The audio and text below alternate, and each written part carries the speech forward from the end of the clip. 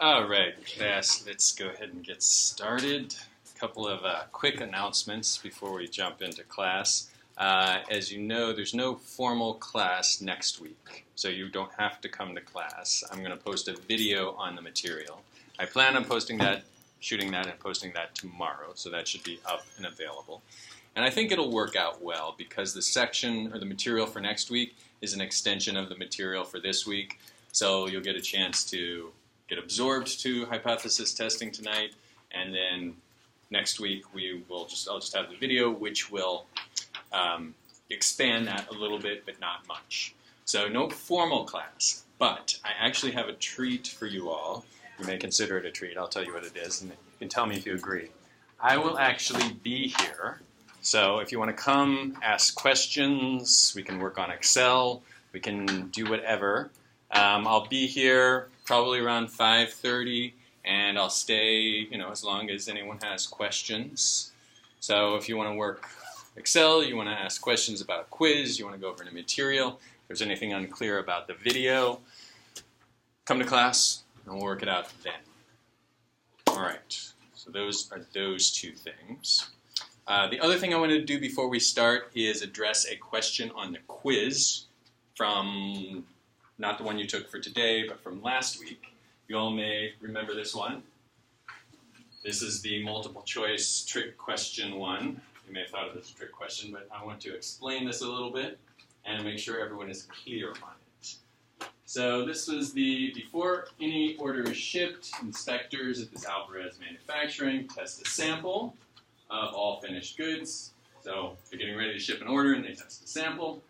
You select a random sample of units from a recently completed order and find that the average breaking strength is 814 pounds. Then you construct a 95% confidence interval for the average breaking strength you expect to find if all units of the order were tested. And you have a confidence interval, 814 plus or minus whatever, 95%. So the question is, how do you interpret your results? And the key here is that we are 95% confident that the true sample mean is between that interval, is in that interval. Actually, I can kill the lights here, or kill the front lights. Is that good? Yes. All right, so the key is we're 95% confident of the sample mean. We're not making any statements about the actual population. So let me actually turn the lights back on now and show you my graph. So remember the great thing about the sampling distribution and the sample mean is we can take numbers from any population. All right, this population might have a normal distribution of data, it might have weird, funky bimodal distributions, it may have a uniform distribution, it may have weird triangular distribution. We take samples from that population, as long as the samples are big enough, our sampling distribution of the sample mean, meaning we take samples an infinite number of times and put them on a frequency distribution, is going to be the beautiful, normal bell curve. And what we know when we take that sample is the mean of the population. And we can be confident to a certain degree about what the mean of that population is. We cannot, however, once we have the mean of that population, like we have this 814, we cannot go back and say things about the actual population. So once we know the mean based on our sampling, and we have an interval estimate of the mean, that's all we know. We don't know if the actual population is bimodal, is uniform, is weird, is triangular. All we know is what we know about the sample mean. Does that make sense? All right. So I really like this question. I know a lot of you got it wrong, and I feel bad, but I think it's a great opportunity for us to think about the difference between the population and the sampling distribution of the sample mean. And as I've mentioned a little bit, these quizzes are an opportunity to understand and learn what you need to learn and practice it. And if you get a few questions wrong, I don't see that as a huge deal. So any questions on that?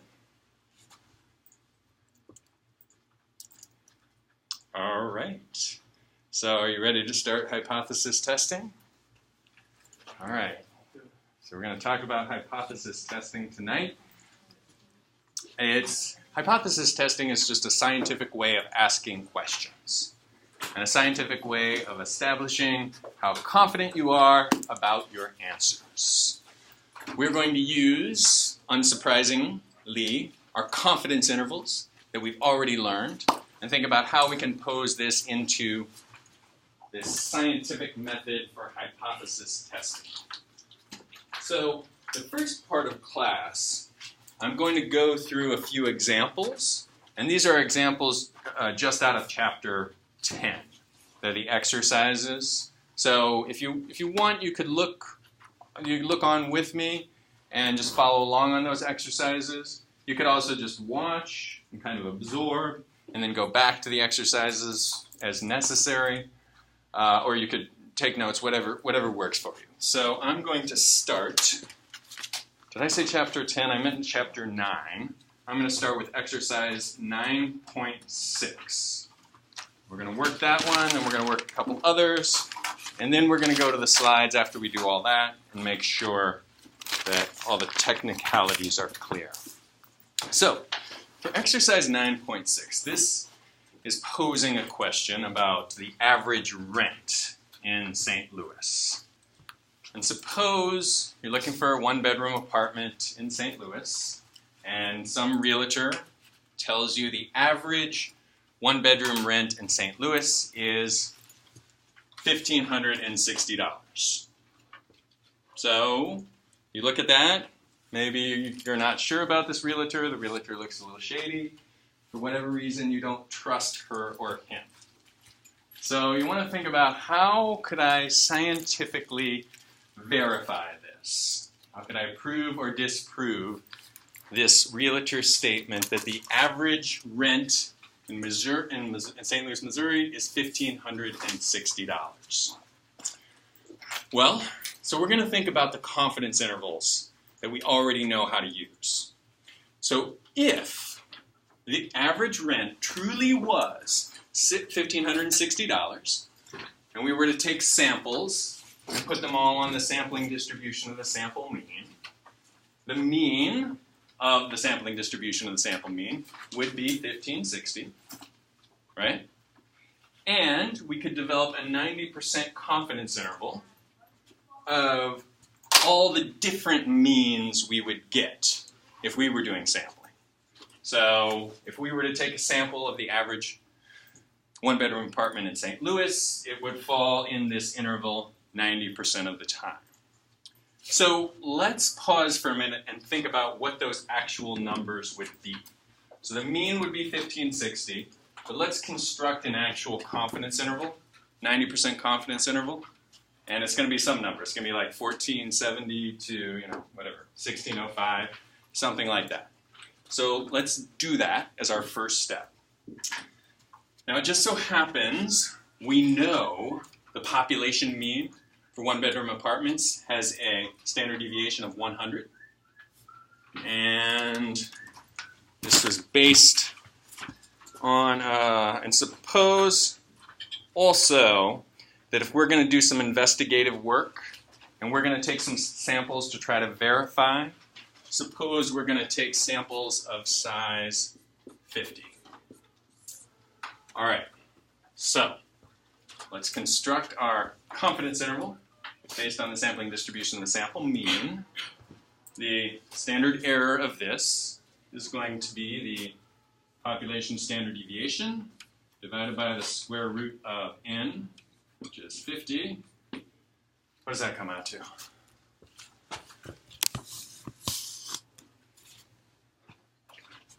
Someone crank that for me. 14.14. Excellent. 14.14. So we want a 90% confidence interval. So what are the z values we would multiply our standard deviation by? Or what would be the... 1.65. Yes. All right, so the z values, we'd have 1.65 on the positive side. We'd have negative 1.65. Okay, and we'd have our mean, our mean z-value would be 0 because the z-values are just standardized, with the mean being 0 and positive and negative standardized. Okay, so let's come up with these actual numbers. What would they be? What would be a high confidence interval for our estimates of the average one-bedroom apartment in St. Louis? It would be 1.65 times this plus this, right? Yeah. So what's the plus and what's the minus?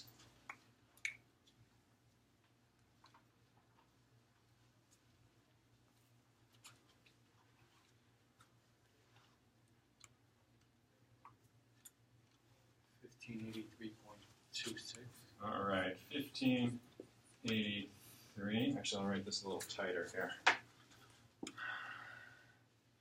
Okay, so I've got 1560 in the middle, and I've got 1583. All right, and what's the negative side? 15 something, I think. 1558. Okay. All right. So, base. Wait a minute. No, that's not right. 1536. 1537? Got it. Okay. All right. So, based on what this realtor says, 1560 is the mean. If we were to go out and sample, we would 90% of the time expect our sample to be between those two numbers. All right, everyone with me so far? All right, so suppose we do that. We get really crazy. We're agitated by this realtor for some reason, and we want to verify. So we take a sample mean with 50 samples, sample size of 50, and we get a sample mean of 1586. All right. So what do we think so far? The sample mean we got is 1586. What do we think about what that realtor said? Less than 90% confident. Up to 95% confident. Okay. Well, It's pretty accurate. it's pretty what? Accurate, right? Well, okay, the realtor said that the mean was 1560. So, given that, and given what we know about the sampling distribution of the sample mean, we would, 90% of the time we take a sample, it would be between those two numbers. So, we took a sample and it was outside of those two numbers. So we, okay. Oh, okay, yes, that may be what the realtor did. But looking at this information, we have two options. One, we say, oh, that happens. That happens 10% of the time. The realtor was telling us the truth. Okay, because 5% of the time we'll get a really high sample mean, 5% of the time we'll get a really low sample mean. You know, this happens 10% of the time. And what's the other option, the other conclusion we could draw? The realtor was lying to us, right? We say, it's so unlikely that we're not going to believe your statement that the true population mean is 1560. So I guess, what do we want to do? Do we want to say, okay, that's unlikely and it happens? Or do we want to say to the realtor, you're lying to us? He's given us the highest end possible, right? More than the highest end. No, if they're giving us 50, Low. 60, they're giving us low. They're giving us low. Maybe they're trying to get us to move to St. Louis. They're trying to say, we'll get you a good deal, something like that.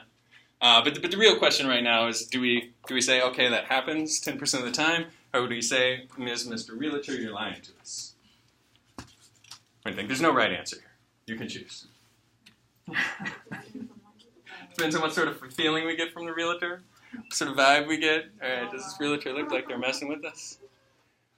All right, so what we do in hypothesis testing is we decide, all right, what we're willing to believe. All right, if there's something that is less than 10% likely, we are not going to believe it. If we want to be more certain than that, we might widen this. We could say if there's something that is less than 5% likely, then we're not going to believe it. But if it falls, if it's like falls in between there, it's maybe like 8% likely, we'll say, okay, we believe you. We might even want to go further. We might even want to be 99% confident that the realtor is wrong. And we would widen this interval. And it would be only if we get a really extreme sample mean do we say, realtor, you are lying to us. So that's what we construct in hypothesis testing. Let's look at these numbers. Remember we said the actual mean was 1586. All right, 1586. So that's where the sample mean fell. And if we said we're willing to believe anything within this 90% confidence interval, and if there's less than a 10% likelihood of this happening, then we're not going to believe you. We're going to reject what you say as true. So it fell outside of that chosen range. Let's calculate how many standard deviations this sample mean was above the mean. So what is the z-score of this sample mean, our 1586? Let's see how many standard deviations it is above the mean. And let's call that our test statistic. Let's see. Test statistic. And since we're using the z distribution, we can actually just call it our z-stat.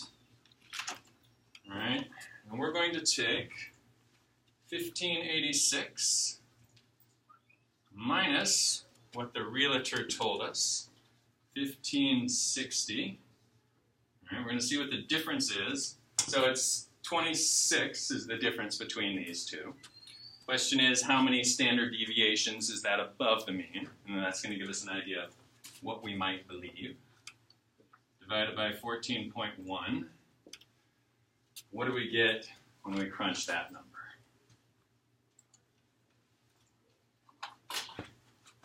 1.84. 1.84. I like it. 1.84. Okay, so that is so this 1586 sample mean had a z-score, or a test statistic, or a z-statistic. We could call it all of those things, but we will favor the term z-statistic of 1.84. And you can see, just as the sample mean fell outside the actual confidence interval, this 1.84 is greater than 1.65. Its absolute value is greater than this z value where we decided our limit was. All right, so we've got two different ways of looking at the same thing. The actual price was higher than our confidence interval, and the actual, our z statistic was more standard deviations above what we were comfortable with believing. So let's think about how we would pose this question to make a scientific assessment of whether or not we believe the realtor. We're going to pose the first statement as the null hypothesis, which is what the realtor says, and we're going to assume that to be true. So that would be the mean equals 1560. And then we're going to construct an alternative hypothesis, which means what the realtor says is not true, so it's whatever the opposite of the null hypothesis. In this case, it would be the mean is not equal to 1560.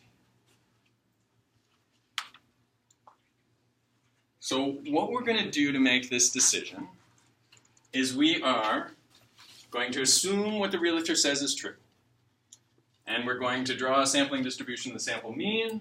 We're going to think about what that confidence interval was. We're going to use these plus or minus z-scores, which we're going to call critical values. This negative 1.65, positive 1.65, call these critical values, because this is the critical value. All right, because this is where our cutoff for what we might be willing to believe is. And this negative 1.65 is also a critical value. And if our z statistic, our test statistic, falls outside of the critical values, then we are going to reject the realtor's null hypothesis. And then we are going to assume the alternative hypothesis.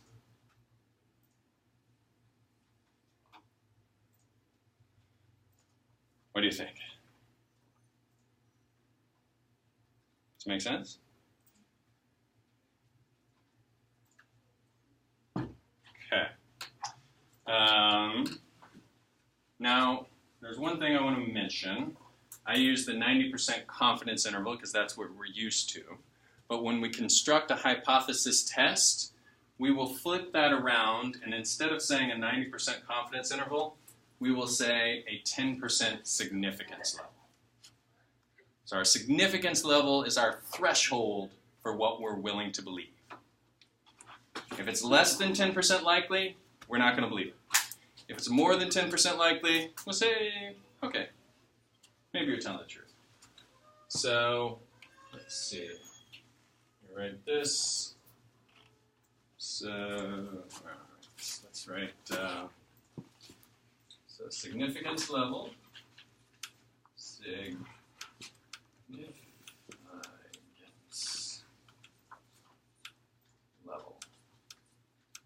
level, and we will signify that with a little squiggly thing that looks like that. We'll say 10% or 0.10.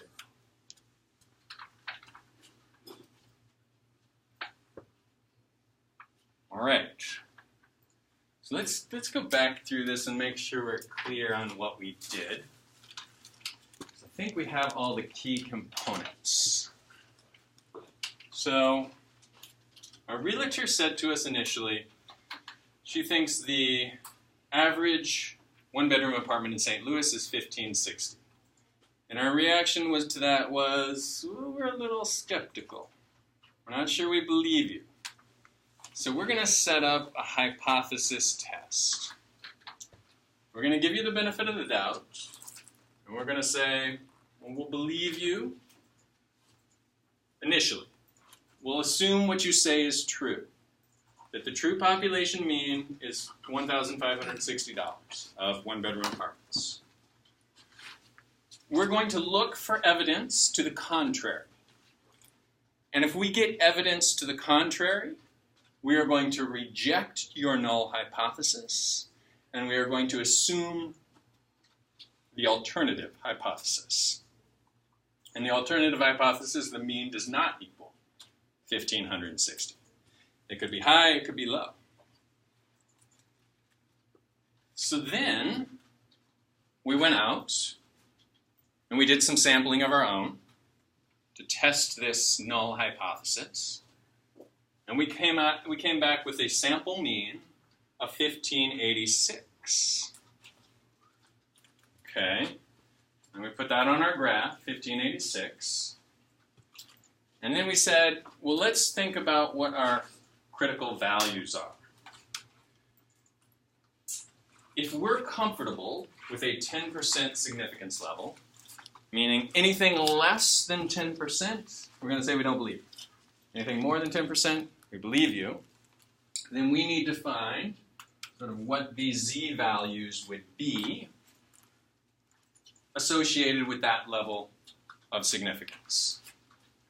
And if there's a 10% level of significance, meaning something that's unusual could happen 10% of the time, and it could happen either way. It could be too high, it could be too low. We're looking for 5% in either tail. So we look in the z table, and we find this 1.65 as our critical value. And we say that's the cutoff. if our sample mean has a test statistic more extreme than 1.65 or more extreme than negative 1.65, we're going to say to the realtor, we don't believe it.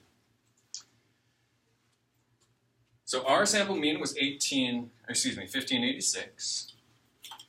So we calculated the z statistic, which was just how many standard deviations above the assumed sample mean this sample was. And we got 1.84. This fell outside of the critical value of 1.65. So we rejected the null hypothesis and accepted the alternative hypothesis.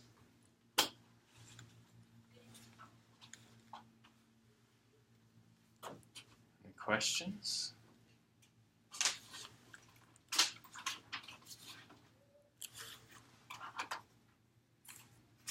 Yes? Could you also say that the median is above 1560? Because we say right there. The mean? You mean mean? The mean is above 1560. Oh. Opposed, it does not equal 1560. Yes, yes. So if the realtor said, and we'll talk about this in a minute, if the realtor says, all right, the average rent is less than 1560. All right, it's no higher than that.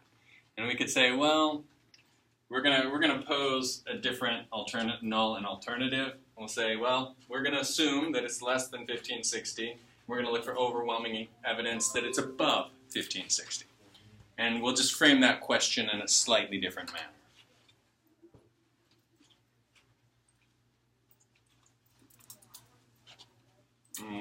Okay, is everyone comfortable with the z-stat? Have we got that? So that it's less than 10, so that's why you said that he was lying. Oh, it's less than, there's a less than 10% chance of us getting this sample mean if what the realtor says is true. So if the realtor is telling the truth, then only 5% of the time are we going to get a mean above 1583 or 1.65 standard deviations above the mean. Only 5% of the time are we going to get a sample mean 1.65 standard deviations below the mean. So this happens less than 10% of the time. Yes, Diana. I'm just a little confused though. I was wondering if I used the C value at the 14.1, but then for the C values, the 1.65 were typically. Okay, so we said on this sampling distribution of the sample mean, we're going to assume a mean of 1560. So we want to know what sample mean we would get if we were to test 90% of the time. All right, what would be the interval that we would get 90% of the time? Well, in order to answer that question, we know that the sampling distribution of the sample mean is normally distributed. It has this beautiful bell-shaped curve.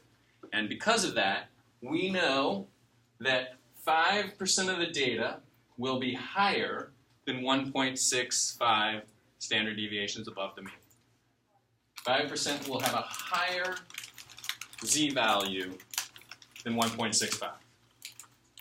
We also know that 5% of our sample means will have a lower z-value than negative 1.65. So we know that 90% of the time, any sample mean we construct is going to have a test statistic, or a z-stat, between negative 1.65 and positive 1.65. Does that make sense? So if it was 95%, it would be 2.5 on both sides. Yeah, all right, let's do that. So let's say, all right, so we can see here, we're looking at a significance level of 10%. All right, that's, that can happen. So maybe before we storm into that realtor's office, we want to be a little more confident that the realtor was actually not correct. Suppose we want a significance level of 5%.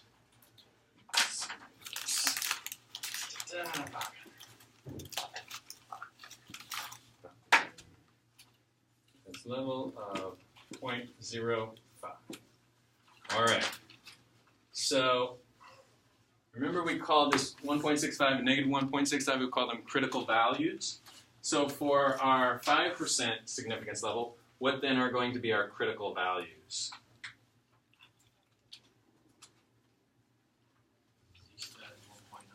Excellent. Excellent.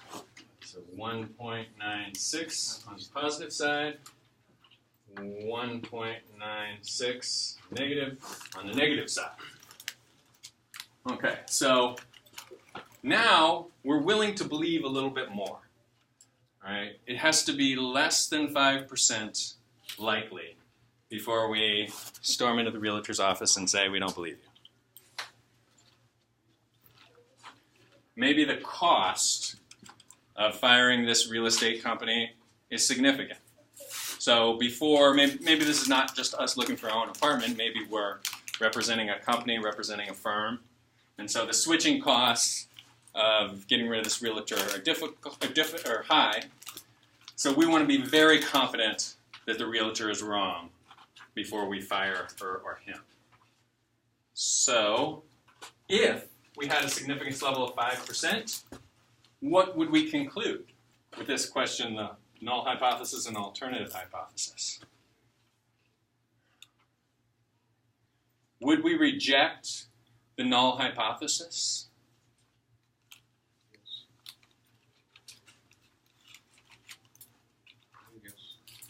Yes? All right, one vote for yes.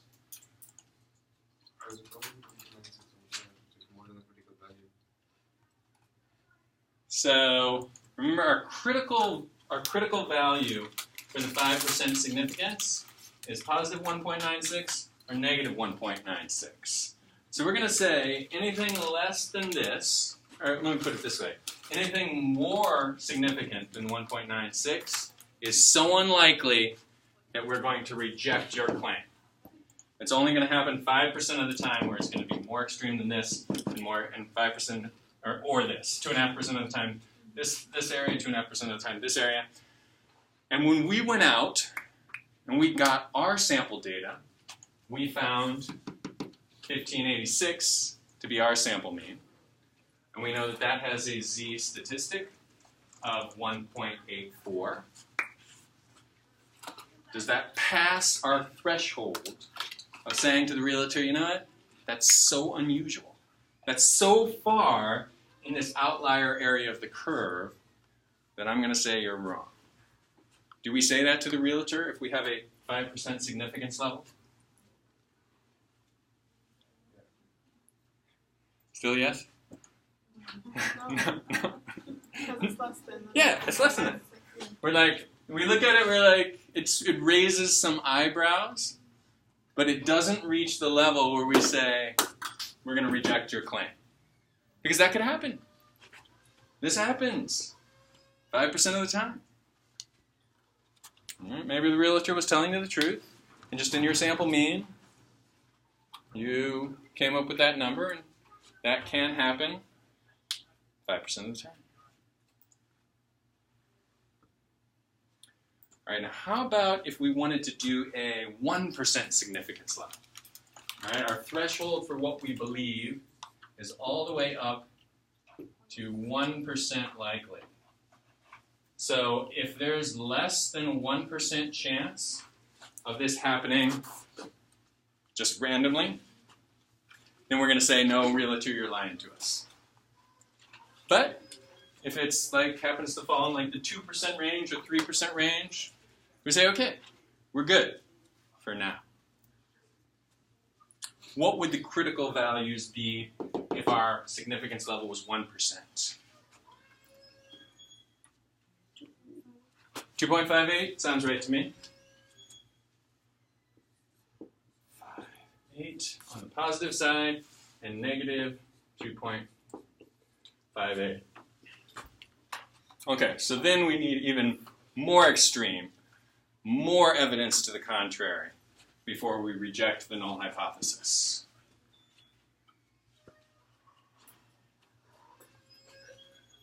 Okay. So question? I hear a question? Yes, Lon. So once you have the z value, you do the z value times that 14.1, and then you recalculate the z stat. Is that what we're doing? Okay. Well, so we did two things. We took the critical value, 1.65, and we multiplied it by the standard deviation just to get us a ballpark frame of reference of what the interval would be. I just did that to put it in context. What we'll do is we'll pick critical values. We'll pick 1.65, 1.96, 2.58, or whatever we want. Those will be the most common ones we'll pick. Then we'll calculate the z-stat by taking whatever sample mean we get minus whatever the realtor told us, which is just the difference. And we'll see how many standard deviations that is above or below the mean. And if it's past our critical value, we will reject the null hypothesis.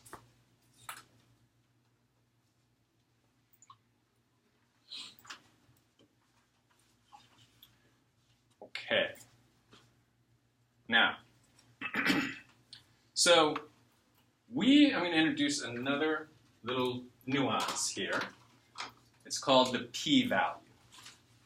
Let me explain p-value. So on the significance level, we define that as our threshold for what we consider unlikely. The p-value will tell us the exact probability of that test statistic. So for this sample mean, we calculated a test statistic of 1.84. That was outside the 10% confidence, or sort of is less than 10%, but it was more than 5% likely. Right? So it fell somewhere in the range. So let's figure out exactly where it is.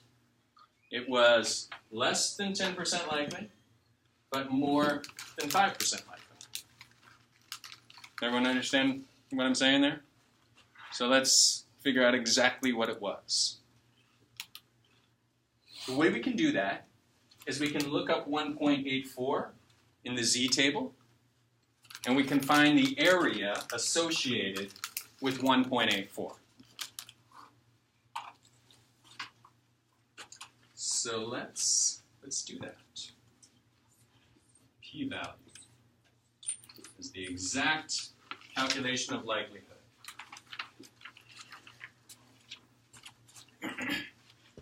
So I think it's easiest to look in your z table and look on the negative side. So if you look on the z table and you look for negative 1.84, what does it say under the area under curve? 0.0329. All right, 0.0329. Okay, so what that means is a 1.84, use a different color, hopefully that will maybe keep my thinking straight here. So the 1.84, use our blue, that means it's 0.0329. All right, so 3.3% of the data is more extreme than 1.84. Now here's the thing. Because this was a two-tailed test, we have to consider the possibility of getting something that high and getting something that low. Because our initial statement was, we believe you that it's equal to 1560, but unless we find overwhelming evidence to the contrary, that is not equal. So our evidence to the contrary could be much higher than 1560 or much lower than 1560. So for this p-value, to calculate the p-value for a two-tailed test, we're going to need to double this. We're going to need to multiply this times 2. So our p-value is the area under the curve times 2 equals, what is that, 6.6? 0.658. 0.658. Okay, So 6.6%. That is exactly how likely this would be, given that the realtor was telling us the truth.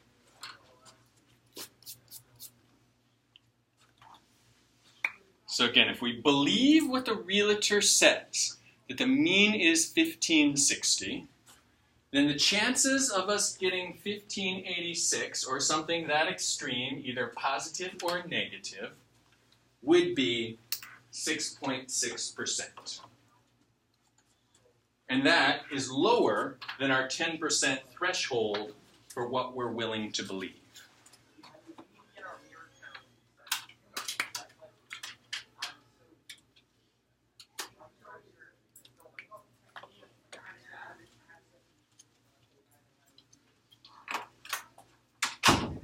Make sense? I wasn't late about it. I would never leave this last time. Everyone get one of these? Okay.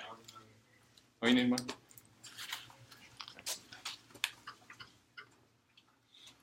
All right.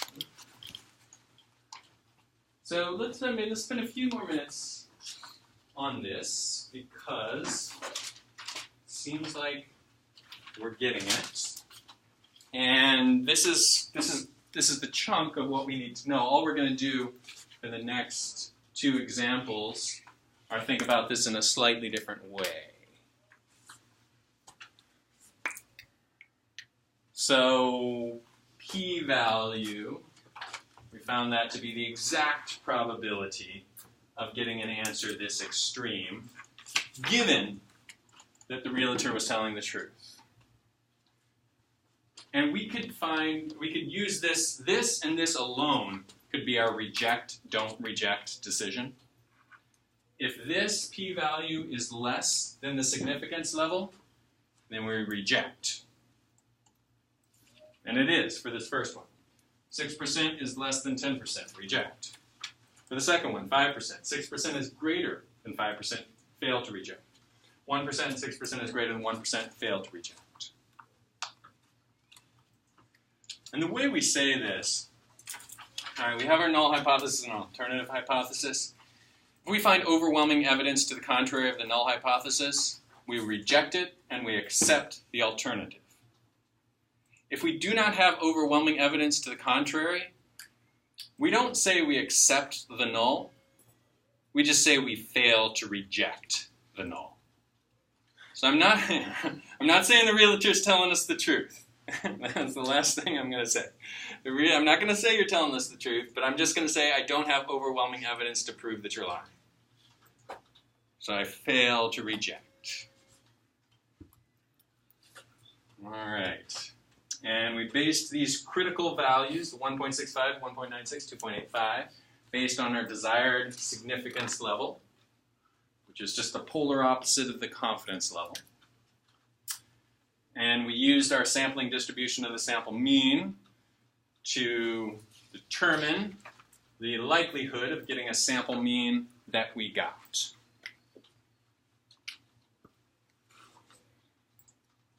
All right, how's that feeling? Got it, Sonny? Okay. All right, so let's move on to, I'm going to do exercise 9.2, which is this pretty much same thing, but a slightly different tilt to it. So I'm going to come up here, leave that on the board for now. All right, so this involves looking at a one-tailed test. So in this situation, we had to look at both tails. Because the realtor said it was 1560, we said we don't think it is. It could be much higher, it could be much lower. So we had to look at the negative tail and the positive tail. So for one-tailed test, what we're trying to prove or disprove is limited. So let's suppose the realtor says to us, all right, the mean is less than or equal to 1560. All right, she's trying to get us to entice us to come to St. Louis. She says the mean is less than or equal to 1560. And you say, well, my friend Joe just rented an apartment for 1590, and that seemed kind of average. Or, you know, my friend Sally rented an apartment for 1570, and that, you know, that seemed less than average. Lauren. I'm sorry, what problem are you doing? Oh, exercise 9.2. Thank you. Sorry. Yes, and it's in the textbook. It's not on the, no, I don't think it's in the slides. Exercise 9.2 in the textbook. So, we are again suspicious of what this realtor says. We're going to give her or him the benefit of the doubt. We're going to assume that the mean is less than or equal to 1560. We're going to look for overwhelming evidence to the contrary. And if we find it, we are going to say the mean is actually greater than 1560. If we find that evidence, we're going to reject the null and accept the mean, the alternative that the mean is greater than 1560. Okay. So let's think about how we would look at this graphically. So this is sampling distribution of the sample mean. So the realtor says the mean is 1560. Fine. She actually says it is less than 1560. Okay? 1560 or less. Okay. So we're going to go out and we're going to get a sample mean. And we're going to see how our numbers compare with hers. So if we go out and we sample, good sampling procedures, if we find a sample mean that's, say, 1555, what are we gonna say to the realtor? What? Say that again, 15. I think you said she's right? Yeah. Yes, she's right. She's right. Okay, so we go out and we get a sample mean of 1555. We say, oh, okay, what you say matches with what we calculated. You said it was less than 1560, so we don't even need to do any calculations if our mean is less than 1560. We say, oh, okay, there's nothing to argue about here. We might start to get suspicious if we see a mean of greater than 1560. Like 1561, 1562, start to get a little, I don't know. So our rejection region, the area where we're going to say that's so unlikely, is if we get a sample mean significantly above 1560. So it's this area here. Call this the rejection region. Rejection region. All right. So we need to now find the critical value associated with our rejection region. Suppose we're comfortable with a significance level of 10%. 0.10. Question is, what is our critical value for the one-tailed test going to be? So it's a little different than for the two-tailed test, because our threshold for unlikely is 10%. So the 10% unlikely to happen is all concentrated in this area. So we're looking for 10% of the data in the upper tail. Because we don't, if it's in the lower tail, we say fine, we believe you. So we want a critical value that has 10% of the data higher than that critical value, and 90% of the data lower than that critical value. Is everybody with me? All right, so the question is, what is that critical value? Is it 1.65? Is it 1.96? Is it 2.58? What is it? Well, we would look on the z table to find out, right? And we would look for, on the right-hand side, the one that says 0.900. We would look on the left-hand side, because we know it's symmetrical, the one that says 0.100. 10% on the left side, 10% on the right side. Does someone want to do that for us? What is the z-value that separates the top 10% of the data and the bottom 90% of the data?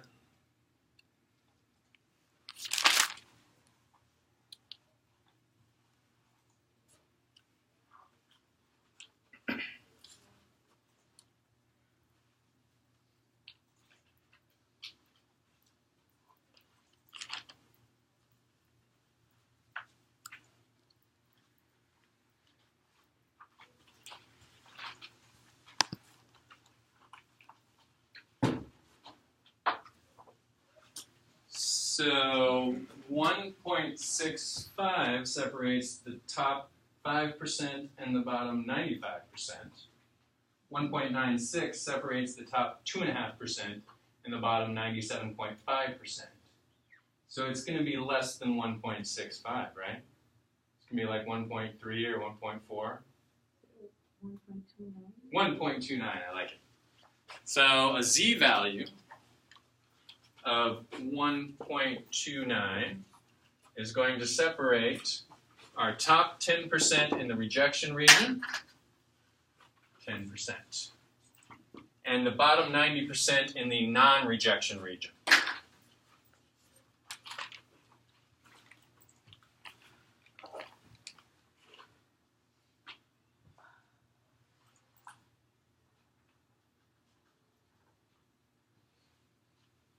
So for this one-tailed test, we only have to consider the top tail, but we're still, if the significance level is 10%, we're still looking for the 10% of the time when, if what this realtor said was true, we would get an answer, a sample mean this extreme.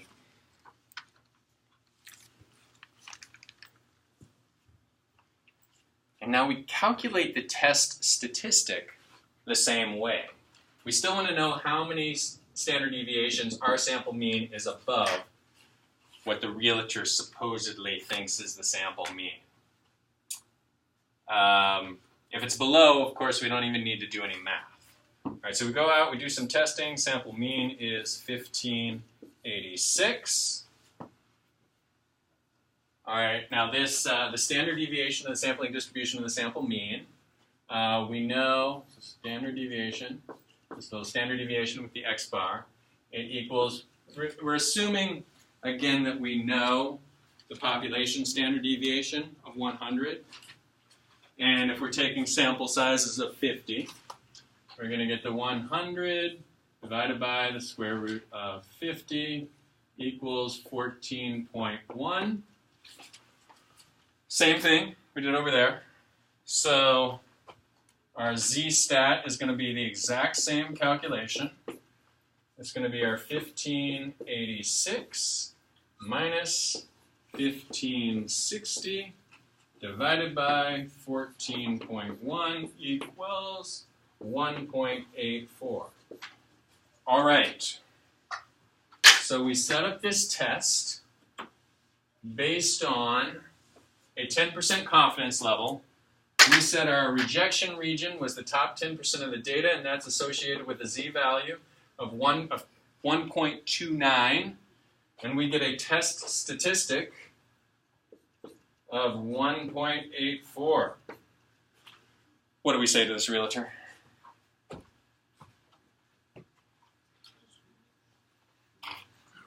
Get out of here.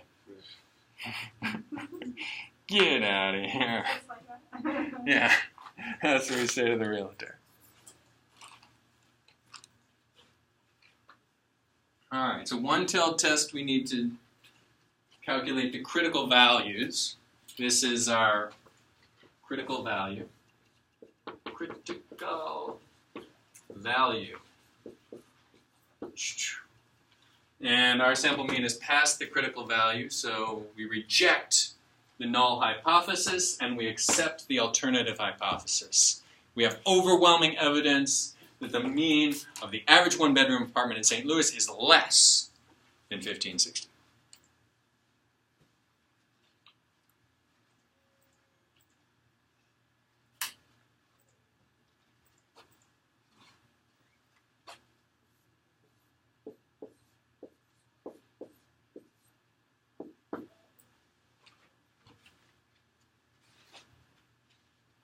All right, we know that in this example, it is less than 10% likely for us to get that sample mean. Same question as last time. Let's get the exact likelihood of getting a sample mean this extreme. For the questions I see people writing. I'll pause for a minute because I feel like we're making good progress. All you really need to understand is what we've gone over so far with one more tiny variation.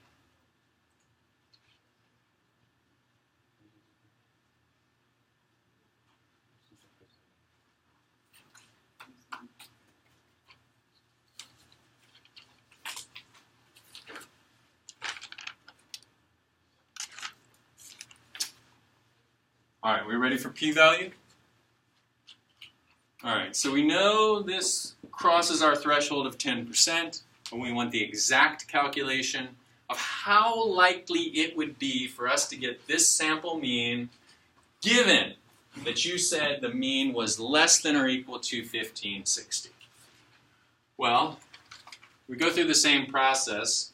We look at our test statistic of 1.84, and we know that that separates the top 3.3% and the bottom 96.7%. The difference here is we don't need to worry about the bottom tail because all we were trying to prove or disprove was greater than or less than. We were a little more precise with what we needed to say, what we wanted to disprove and prove. So all we need to do is we take our p-value of the upper tail, 0.0329. This is our p-value. We do not have to double it for a one-tailed test.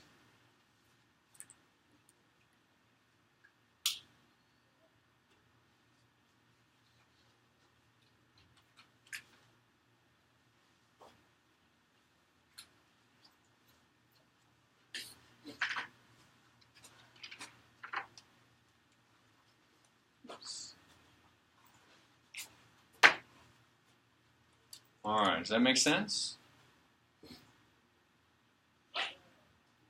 All right, let's go through the same process here. This is with this critical value we found, 1.29, was with a significance level of 10%. Significance level, 0.10. Let's find the critical values for a significance level of 5% and for a significance level of 1%. All right, so for 10%, the critical value was 1.29. How about for 5%? This is going to be the z value that separates the upper 5% from the bottom 95%.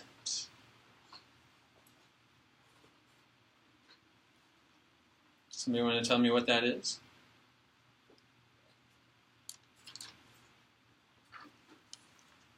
The z-value that separates the upper 5% from the bottom 95%.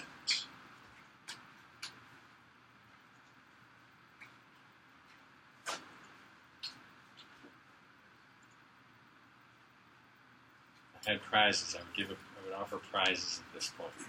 You're gonna kick yourself when you hear the answer. Yes, 1.65. Yes. If we wanted a lower significance level, meaning we want to be more confident before we reject the realtor's decision, then we would have a critical value of 1.65. All right, how about a critical value, how about a significance level of 1%? What would be our critical value at that case?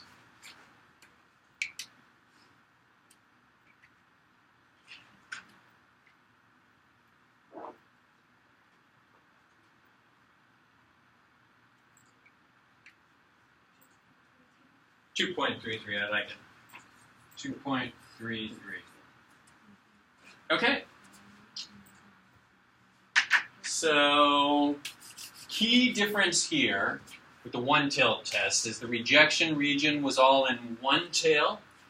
It was bigger in that particular tail compared to a two-tailed test. Therefore, we do not need to double the area under the curve when we find it on the z-table. All we're concerned with is that tail.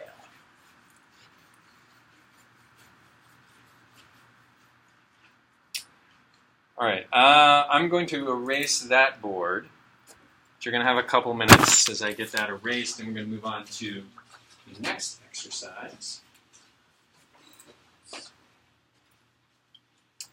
And think in the meantime if you have any questions you want to ask about this or this. But make some room over here. I have a question. Yes. So you said that one method for determining whether you're going to reject the hypothesis is using the p-value. If it's less than the significance level, then you can reject it. But what was the other method?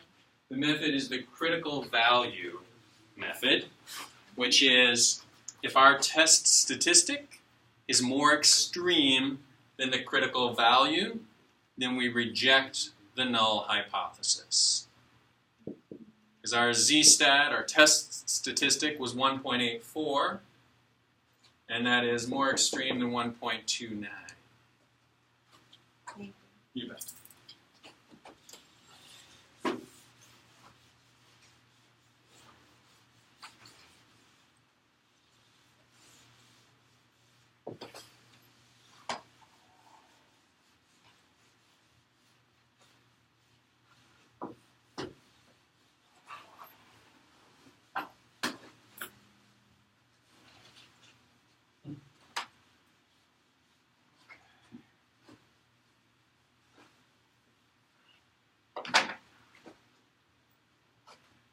All right, any questions on the second example?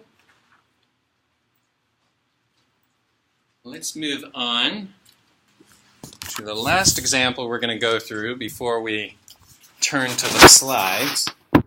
And the slides will just be a good way of summing all of this up. There's nothing new once we start looking at the slides. We're going to look at exercise 9.7. Chapter 9, 9.7. So, let's see here.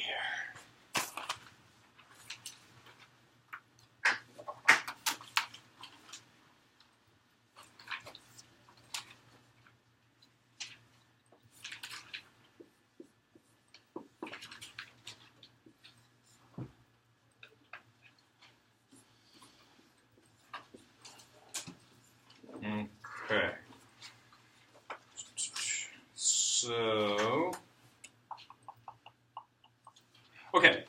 So the last example we're going to look at is, suppose we don't know the population standard deviation. Okay, if you recall, in the last two examples, we were given the population standard deviation for all one-bedroom apartments in St. Louis being 100.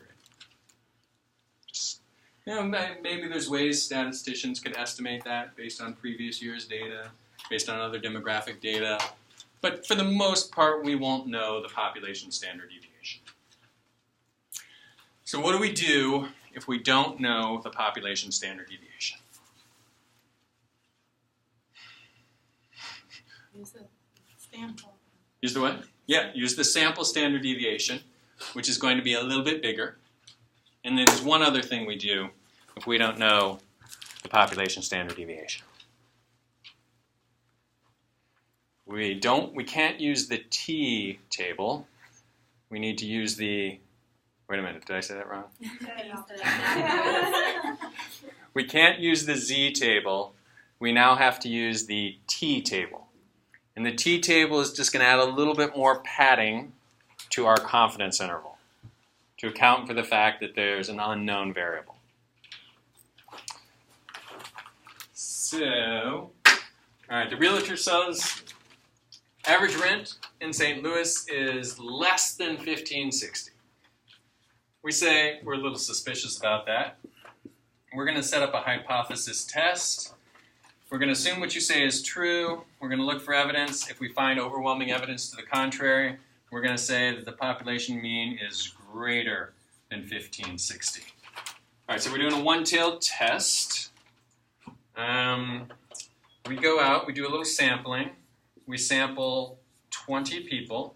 Of course, we do good sampling procedures. And there is one thing we know, and I think I may say this on exercise 9.7, is that we know that the population is normally distributed. That is a critical piece we need to know because we're using a sample size of less than 20. So we have to know that the population is normally distributed before we can do any of the fun stuff with the sampling distribution of the sample mean.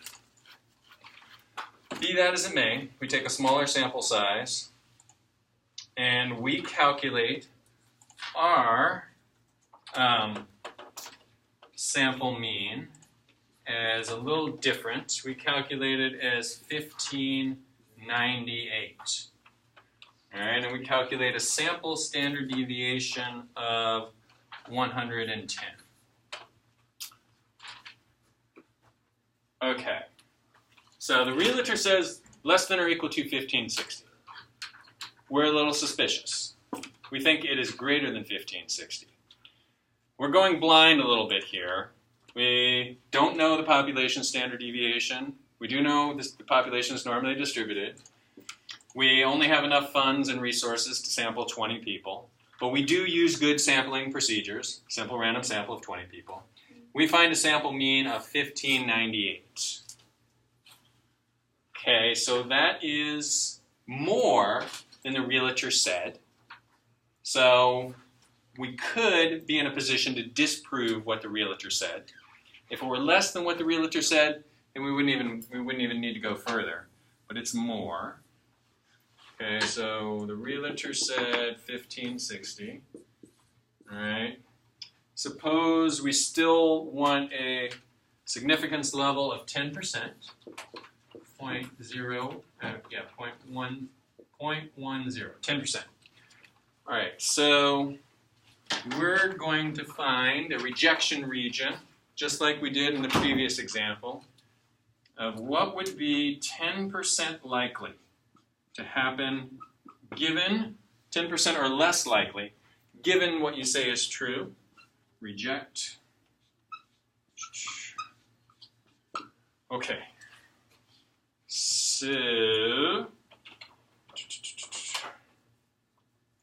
So we need to do a couple things. One, we need to calculate our test statistic, which is going to be different than 1.84 for two reasons. One, because we got a different sample mean in this example, and also because we have a different standard deviation of the sampling distribution of the sample mean. So we're going to get the test statistic in a minute. But first, let's find out the critical value. On a t-distribution, what is the critical value that's going to separate the upper 10% from the bottom 90%? So our critical value, CV. So how we're going to do that is we're going to look in the Z table. Yeah, T. Sorry. Thanks for keeping me on track. We're going to look in the T table, and I think we're going to, all we have to do is look under area under the curve, 10%. For degrees of freedom would be 20 minus 1, which would be 19. How much? 1.32? 8. All right, 1.33.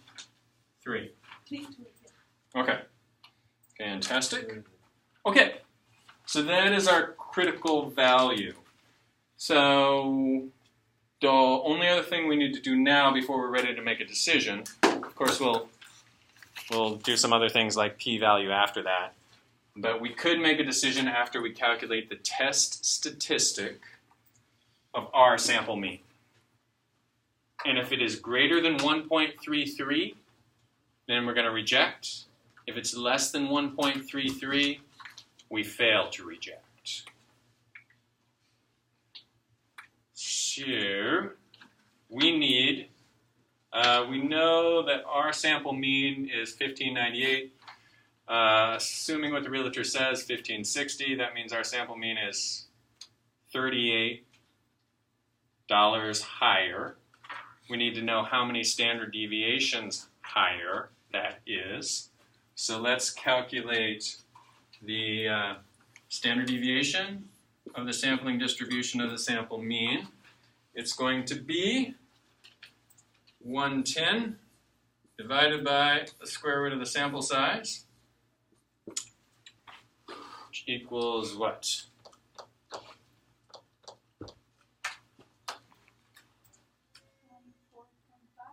How much? That's 110, right? Yeah. 24. 0.5. 24.5 or 6. All right, leave it in your calculator. 24.5 or 6. So, all right, we've got our sampling distribution of the sample mean. So let's find our test statistic. And we can also call this our t-stat, because we are now using the t-distribution. It's going to be the difference, 1598 minus 1560. 1560 divided by sampling distribution of the sample mean, 24.6. What does that come out to? 1.54. Okay, that is our test statistic. Question now, is that more extreme than our critical value? Yeah. Yeah. All right, our test statistic, our our t-stat is 1.54. What do we tell the realtor?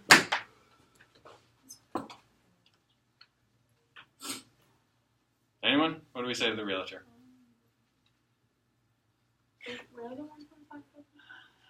1.5? Okay. So, Oh, I see it. Never mind. yep, you got it. Okay. All right, what do we tell the realtor? Somebody say it for me. You can do an accent if you want. Thank you for your service. Get out of here. Get out of here. We reject the null hypothesis that you said that the mean is less than 1560, and we accept the null. We calculated, based on our calculations, the mean is greater than 1560.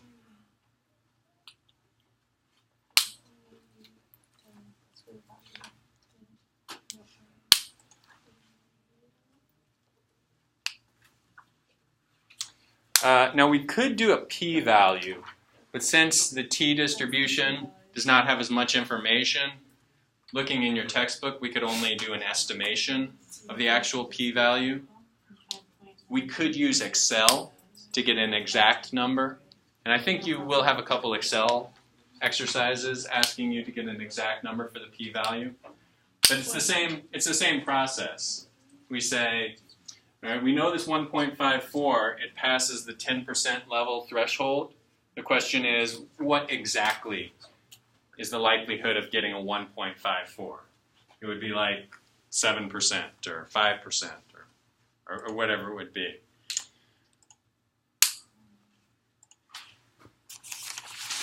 Any questions? All right, I want to give you two definitions before we take a break. Let's see. Type 1 error, type 2 error. Type 1 error. And actually, I think I can just go to the slides on this, but a type 1 error is a mistake. All right, it's the type of mistake that we could make. Type of mistake would be, a type 1 error would be rejecting a true null hypothesis. I think it's you can flip back on the slides and just like, you can write that, I can say it again, whatever you want, flip back on the slides. Type 1 error is rejecting a true null hypothesis. So in our examples, we've had this significance level. And we said, all right, maybe we're going to set it at 10%, 5%, 1%. If we set it at 10%, and we say if something less than 10% likely happens, we're going to tell the realtor we think you're lying. But we could be wrong about that. How often, if we have a significance level of 10%, how often might we make a type 1 error? How often might we wrongly storm into the realtor's office and say you're wrong? How often would that happen to us if we have a significance level of 10%? I'll give you a hint. If you just guess, you'll get it right. It would happen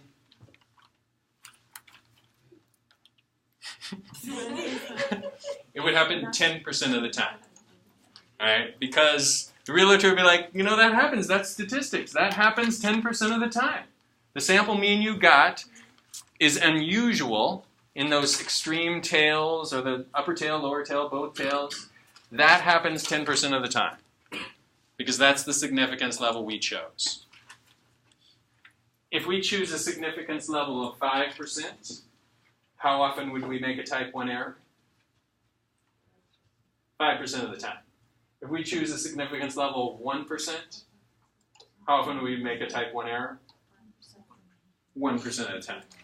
Okay, so that's one mistake we could make. And a type 2 error, we're good on that? Type 1 error? All right, type 2 error is accepting a false null hypothesis. Type 2 error is accepting a false null hypothesis. So, in reality, and God knows, that the realtor was telling us it was wrong. The realtor was wrong. But the thing is, we did not find overwhelming evidence to the contrary. We just found evidence that looked like the realtor was probably lying, but it wasn't conclusive. So that would be a type 2 error, which would be accepting a false null hypothesis. And you might note the term accepting. And I mentioned earlier, statisticians don't like to use that term, that I accept the null hypothesis. They just say, I fail to reject the null hypothesis. Because if you accept this as true, you could set yourself up for making a mistake. But just if you say, I fail to reject, then you're technically, you're doing a sort of a Bill Clinton play on words and saying, I didn't say I accept, I just said I failed to reject. Question, Nikki. I think I give a little mistake. It's supposed to be 2.539. Yeah. Or 10%. Huh. Let's take a look. I think I had 1.3 in my notes. Because degrees of freedom is 19, right? 19 degrees of freedom, yes. 2.539. What? Let me see. Let me take a look. Let's actually take a break. We'll come back at 8:05. I will have the answer to that and any other answers to any questions you like. So let's come back at 8:05. What? You like 1.3? You like 1.3?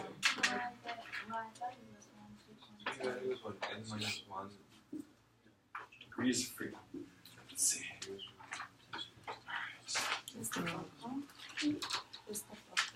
T. Degrees of freedom 19. Alright, so it's degrees of freedom 19, and then the first column, 0.1, is 1.328. So the book has it wrong. Okay. The book says 2.539. My book says. No, in the exercise. In the Wait, what did you exercise, say it was? in the No, no, no, exercise we did one solution, percent. it has the wrong answer. Oh, okay. And the exercise. So is the exercise, are they using a different significance? Thank you for bringing this up. Is the exercise 9.7? Are they using a different significance level? Oh, 1%. They're using it 1%. They're using 1%. So we are Yeah, using they're using 1%. 1%. Yeah. So if it's a 10% significant, Yeah. I'm so glad you brought this up. So this will save you potentially frustration as you're looking at the example, saying why is that different from what we did in class? We'll recap that when we come back from break.